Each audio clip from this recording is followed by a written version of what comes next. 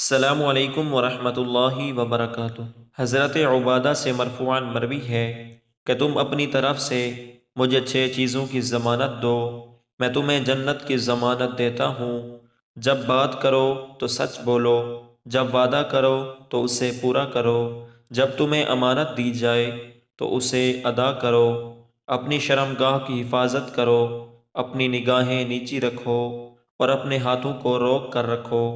حضرت عبداللہ بن عمر رضی اللہ تعالیٰ عنہ سے مروی ہے کہ معاذ بن جبل رضی اللہ تعالیٰ عنہ نے جب سفر کا ارادہ کیا تو کہا، اے اللہ کے رسول مجھے نصیحت کیجیے۔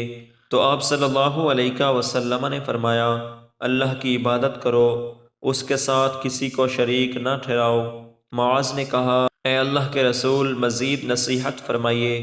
آپ صلی اللہ علیہ وسلم نے فرمایا، برائی کر بیٹھو تو پھر نیکی کرو۔ معاذ نے کہا، اے اللہ کے نبی مزید نصیحت فرمائیے۔ تو آپ صلی اللہ علیہ وسلم نے فرمایا، استقامت اختیار کرو اور اپنے اخلاق کو اچھا کرو۔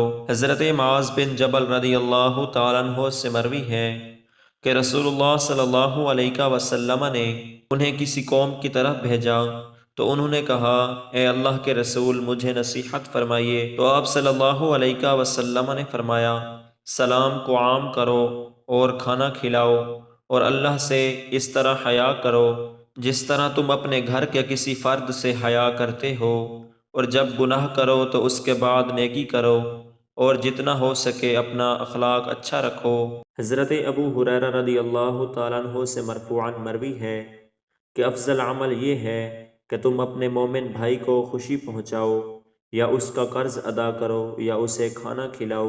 حضرت عبداللہ بن عمر رضی اللہ تعالیٰ عنہ سے مرفوعاً مروی ہے کہ افضل صدقہ آپس میں صلح کروانا ہے۔ حضرت ابو سعید خدری رضی اللہ تعالیٰ عنہ سے مرفوعاً مروی ہے کہ ایمان میں کامل ترین مومن سب سے عمدہ اخلاق والے ہیں، جن کے کاندھے جھکے ہوئے ہوں۔